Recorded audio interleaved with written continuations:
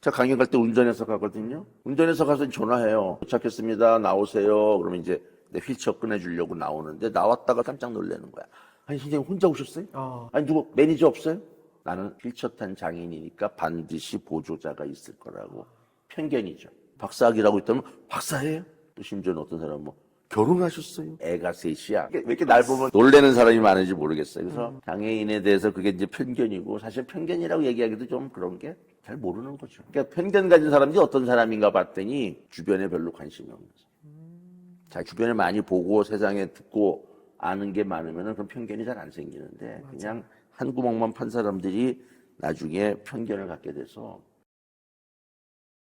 어릴 적 내가 되고 싶었던 것은 고정욱 저자님 모셨습니다. 반갑습니다. 인사 한번 부탁드릴게요. 안녕하십니까. 작가 고정욱입니다. 여러분들은 아마 어렸을 때 다 제 책을 읽었을 거라고 생각합니다. 왜냐하면 제 책들은 교과서에도 실려 있었고 그다음에 각종 학교라든가 단체에서 권장도서로 많이 추천되었기 때문에 아마 책 좀 좋아하거나 공부를 좀 했던 학생들은 제 책을 읽었을 거라고 생각합니다. 아동문학계의 노벨상 아스트리드 린드그렌 후보셨다고. 2025년 후보였어요. 아, 그게 전 세계에서 약 260여 명, 각 나라에서 최고의 작가들만 모여서 거기에 나간 거죠. 제가 작가로서 열심히 살았다는 의미이고, 맞아요. 또 일정 부분 그들이 볼 때 성과가 될 만한 것들이 있었다라고 보고 후보가 된 것 같아요. 그래서 책 제목도 어릴 네. 적 내가 되고 싶었던 것은 뭔가 약간 울컥하는 제목이에요. 작가님은 어릴 적 뭐가 되고 싶으셨어요? 되고 싶은 게 많았죠. 여행도 다니고 싶었고, 화가도 되고 싶었고, 제일 처음 꿈을 가진 거는 이제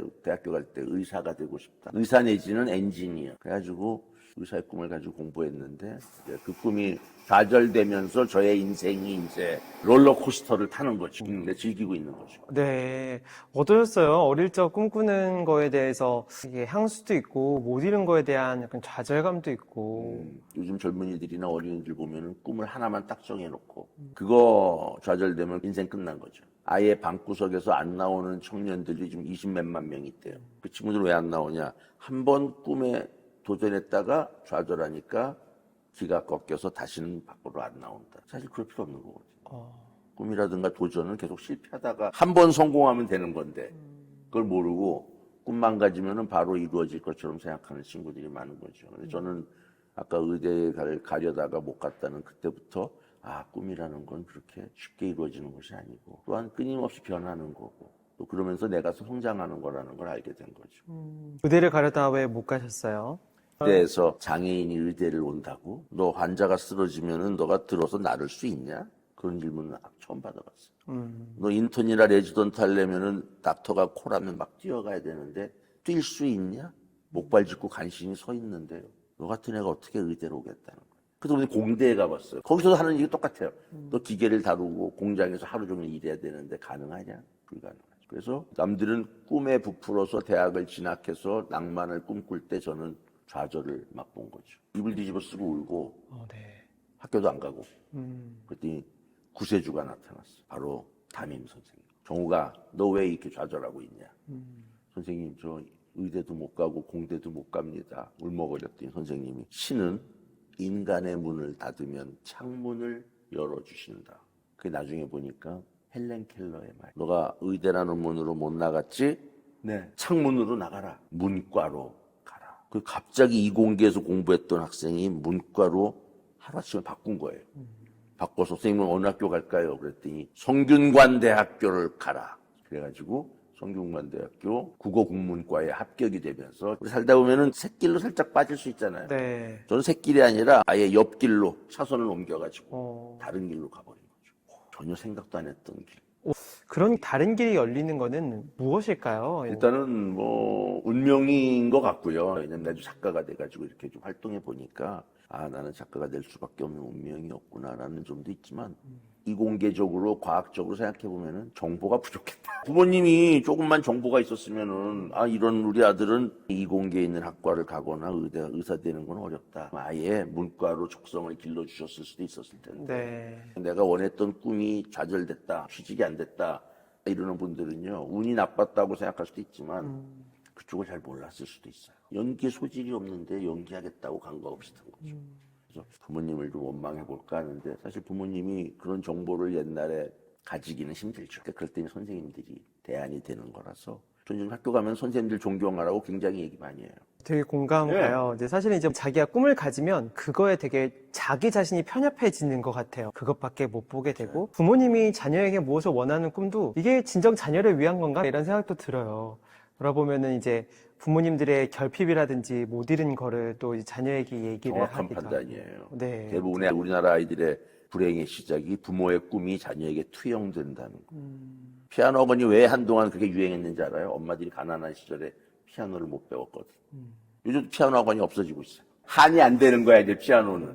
그런 식으로 해서 부모들이 자신의 꿈을 투영해서 잘 되는 아이들도 있지만 중요한 거는 그 아이 자체의 행복과 그 아이가 원하는 것을 잘 관찰하고 그 아이의 여건에 맞는 정보를 통해서 정확한 진로로 갈 수 있도록 부모도 좀 공부를 하고 주변과 많은 논의를 해야 되지 않나 이런 생각을 합니다. 그래서 이제 아까 말씀하신 좋은 스승은 너무나 좋은 모티브인 것 같아요. 왜냐면 자기 내 꿈을 어떻게 찾지 막 이렇게 하는데 좋은 스승과 멘토에게 물으면은 그분들은 계속 그런 고민들을 많이 하니까. 맞아요. 얻을 게 많죠. 경험이라든가. 그리고 저도 작가가 되겠다고 찾아오는 제자들이나 또 글쓰기 교실도 지금 운영하고 있거든요. 저는 솔직히 얘기해요. 너는 소질이 없다. 다른 길로 가라. 눈물을 뚝뚝 흘려요. 다른 길이라는 건 항상 옆에 보면 있는 거거든요. 네. 소설가 되겠다는 아이에게 다른 길로 가라. 기자가 돼가지고 아주 능력을 발휘하기도 하고 방송 작가가 되기도 하고 그런 얘기를 멘토나 선생님들이 해줘야 되는데 그걸 또 못 해주는 사람도 많이 있죠. 자기의 경험과 자기의 지식과 노하우로 그 사람이 그쪽에서 같은 노력을 했을 때 성과 낼 수 있느냐 없느냐를 판단해주는 역할이 필요해요. 노력해서 열심히 하겠다고 그러는데 그 노력을 딴 데 가는 게 훨씬 나을 것 같다. 그러면 네. 글 쓰지 마. 딴 데 가. 맞아요. 이거 가난해지는 삶이야. 이렇게 얘기해 주죠. 한번 책에 그런 문장이 있더라고요. 네. 한번 볼게요. 열심히 한다고 해서 반드시 이룰 수 있는 것은 아니다. 하지만 좌절하고 실패해도 우리에게 다시 살아갈 힘이 있다. 나를 힘들게 한 좌절이 새로운 출발과 성공의 영양분이 되기 때문이다. 좌절하고 실패하면 무기력 이런 거 있죠. 우울. 많아요. 그런 사람 아까도 그쵸. 얘기했지만 뭐 아무것도 안 하겠다는 친구들이 많이 있는데 그렇죠. 저는 오히려 좀 생각을 바꿔서 하는 게 좌절이라는 것은 도전했기 때문에 좌절하는 거고 깨졌다는 것은 뭔가 시도했기 때문에 깨진 거다. 그건 뭐냐면 너는 노력을 했다. 그 힘을 내서 다시 도전하면 되고 그 목표를 설정해서 다시 노력하면은 언젠가 이룰 수 있다. 그런 얘기를 안 해본 사람이 하면 굉장히 공허해요. 저는 제가 성과를 내거나 도전해서 이룬 것만 얘기해요. 그러니까 실제로 성과 낸 걸 보여주기 때문에 저의 멘토링이 굉장히 강력한 거죠. 예를 들어 제 핸드폰에는 전국에 있는 도서관과 학교의 선생님들과 사서쌤들의 전화번호가 한 2,600개 있어요. 다 내가 강연 갔던 데에서 알게 된 인맥이에요. 누가 나한테 와서 작가가 되고 싶습니다. 강사가 되고 싶습니다. 물어보면은 그럼 지금부터 너가 그동안 강의 갔던 곳이나 만났던 선생님들이나 그 전화번호를 다 관리하고 있느냐? 안 했다는 거야. 그러면서 너가 어떻게 성공하냐? 그들의 전화번호를 관리하고 수시로 문자도 보내고 이렇게 관리하다 보면은 너가 나중에 너를 부르는 사람들이 많아질 거다. 그러면 그렇게 하는 사람이 누가 있어요? 내 걸 딱 보여주고 제 핸드폰을 나는 한 거야. 그러면은 감동을 먹는데 대개는 질려서 다시 안 나타나더라고. 근데 이제 좌절했다는 게 결국은 시도랑 노력을 했다라는 게 전제되어 있기 때문에 좌절한 애들은 굉장히 훌륭한 애들이거든요. 도전했잖아. 근데 그걸 사람들이 실패했지 자식이. 이렇게 아이들이 가만히 있는 게 낫구나. 네. 제가 제일 싫어하는 말이 가만히 있으면 중간이라도 간다. 중간은 요즘 못 먹고 살아. 올라가야 돼요. 실패하더라도. 근데 좌절이나 이런 게 힘든 이유를 잘 생각해 보면은 좀 쪽팔려서가 있는 것 같아요. 근데 자기가 목표를 세워서 했다가 실패하면 자기가 노력했으면 자기가 떳떳하니까 좌절감이 안 오는 것 같아요. 그렇죠. 저 같은 경우는 제가 우리나라 책을 제일 많이 냈거든요. 384권을 네. 냈는데 그러면 사람들이 384권이면 그 인세가 얼마예요? 야 미안하지만 384권 중에 인세가 1년에 한 번이라도 들어오는 책은 80권도 안 돼. 네. 그럼 나머지 300권은 다 실패한 거예요. 그건 당연한 거예요. 야구 선수가 타율이 3할 넘어가면 대단한 대타자랍니다. 그래서 한 7, 80권이 나는 그래도 인세가 들어오는 책이 있다는 게 얼마나 큰 성공이냐 이런 생각을 하고 있는 거죠. 계속 저 같은 사람도 계속 시도하는 거예요. 이런 책은 사랑받을 수 있을까? 다음에 또 이거 내볼까? 저거 내볼까? 해가지고 계속 독자들에게 저의 좌절과 성공을 계속 보여드리고 있는 거죠. 책이 잘 안 나가도 뭐 좌절하지 않아요. 세상은 넓고 작가는 많다. 세상은 넓고 내가 들어갈 회사는 많다. 많고. 이렇게 생각하면 되는 거예요. 그러네요. 확실하게 그러면 진짜 좌절하지 않을 것 같아요. 근데 여기 말씀하신 것처럼 좌절이 영양분이 되는 거, 이거는 또 다른 이야기인 것 같긴 하거든요. 어떻게 될까요? 연애할 때도 보면요. 네. 제가 첫사랑 얘기를 좀 하자면, 첫사랑의 여인하고 순수하게 연애를 하다가 실패했단 말이에요. 손도 한번 안 잡아봤어. 한번 실패하니까, 이거 안 되겠다. 다음에 만나는 여자랑은 손도 좀 잡아보고, 좀 더 적극적으로 해야 되겠다. 이런 교훈이 생기는 거예요. 그리고 연애도 경험이 쌓이면서 좌절을 통해서. 결국은 결혼했잖아요. 네. 그런 것처럼 실패를 통해서 계속 배우는 게 있어야 돼. 그 배운 걸 통해서 다음엔 좀 더 나아지고 하다 보면 어느 순간 원했던 목표를 이루죠. 실패나 좌절이 개선의 약간 뭐 계단 같은 느낌. 좋은 이야기예요. 네. 성장은 되게 대부분들이 내가 1시간 공부했으니까 성적이 1점 올라가겠지. 네. 아니에요. 왜 그럴까요? 성적이나 성과는 계단식 성장. 충분히 노력을 했을 때 한 석 달 공부했는데도 계속 전교 5등이야. 나는 그만 공부해야지 하고서 아무 공부도 안 하고 시험 봤는데 전교 1등 해버려. 네. 왜? 그동안 공부했던 게 드디어 빛을 발하. 그래서 처음에 조금 노력해가지고 안 되는 걸 가지고 실패하거나 포기하면 정말 어리석은 행동을 하는 거죠. 그렇죠. 예.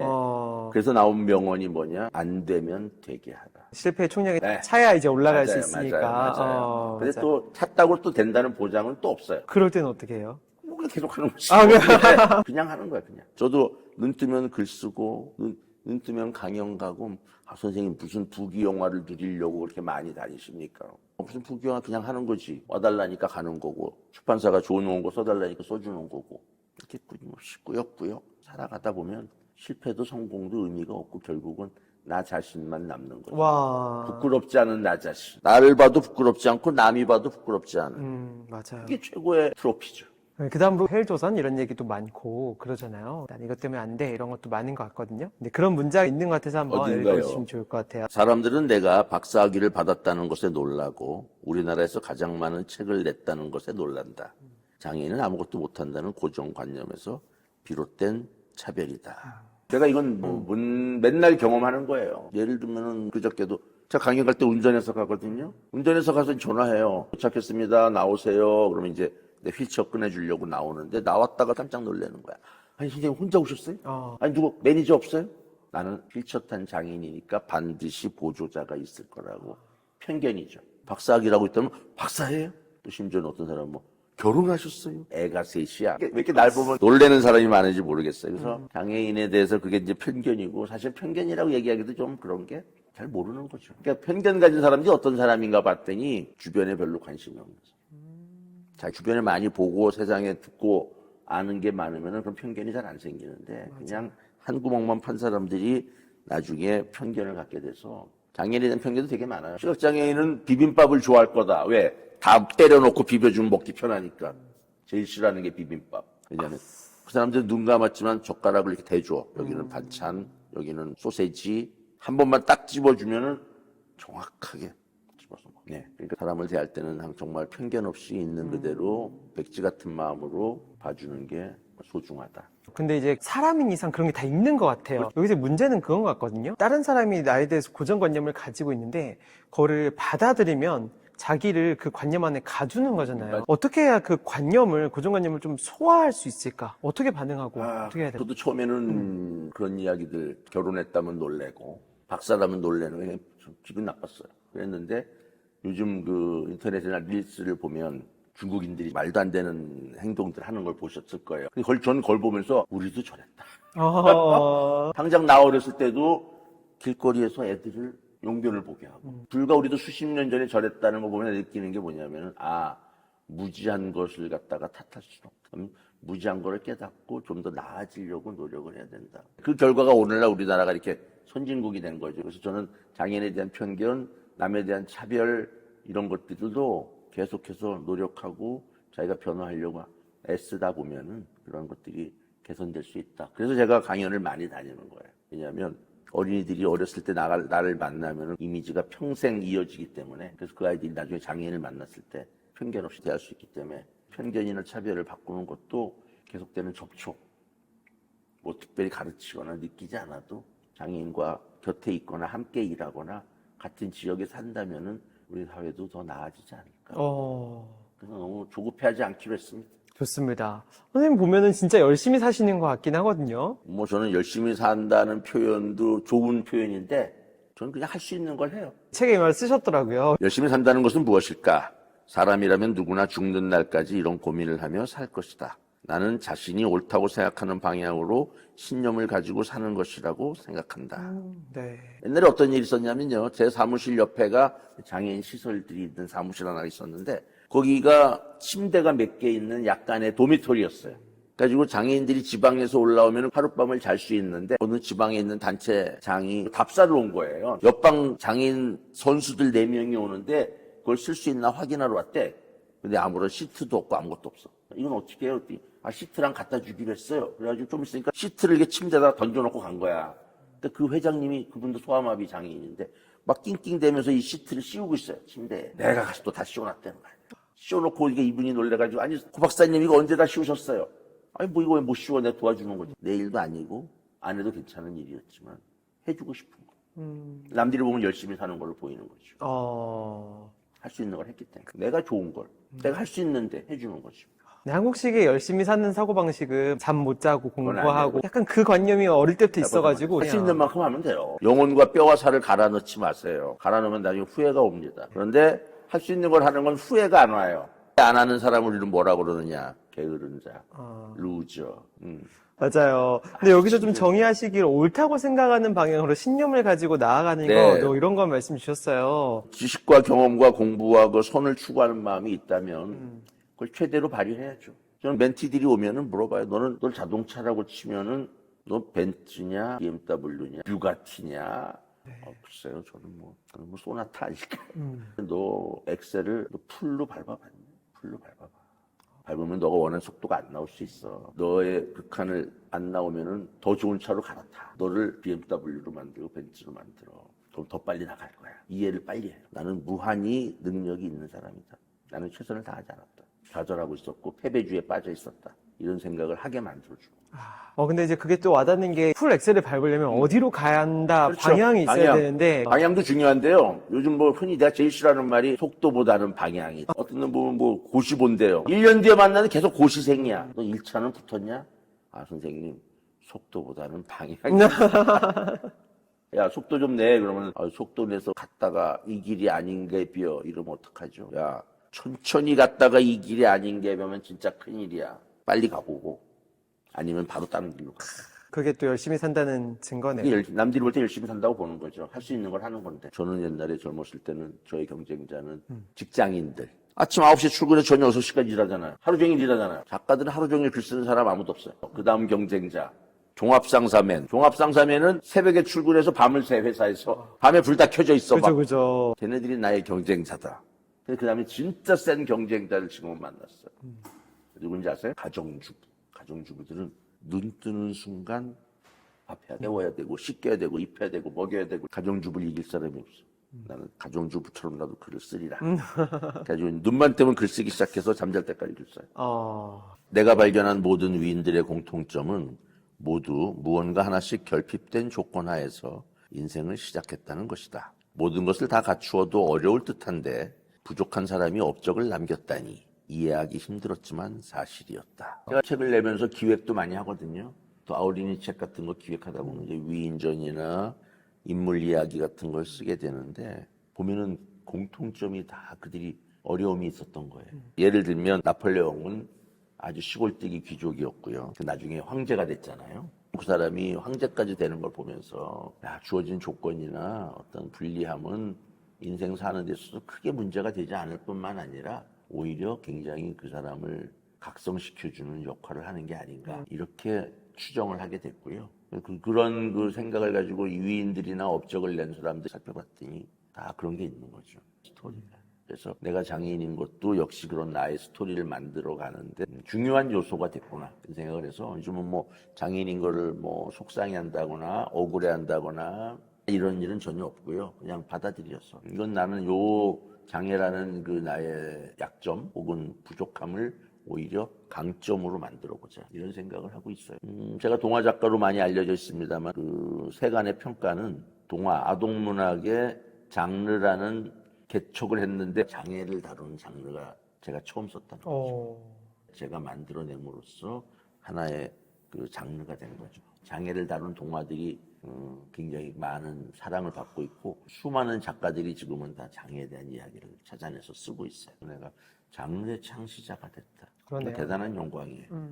이걸 해냈다는 것만으로 저는 장애인이기 때문에 이걸 해낼 수 있었다. 장애가 준 축복이다. 그런 생각을 하는 거죠. 근데 좀 보니까요, 누구나 다 결핍이 있고 아픔이 있고 상처가 있어요. 사람이니까. 그러니까 누구나 다 위인이 될 수 있어요. 근데 그쵸. 문제는 그걸로 인해서 발목 잡혀가지고 나아가지 못하는 사람들은 일반인이고 그걸 이겨내고 그걸 이용할 줄 알게 되는 사람이 성공한 사람이 되는 거죠. 그쵸. 그만의 어떠한 그 정체성을 확보하는 계기가 돼서 뭐 아픔 있는 거 앞으로는 좀 직면하셨으면 좋겠어요. 오히려 그 아픔을 내가 좀 더 활용할 방법이 없을까 이런 생각을 해보면 좋지 않을까. 네, 네, 좋습니다. 마지막 문장 한번 요거요? 볼까요? 네.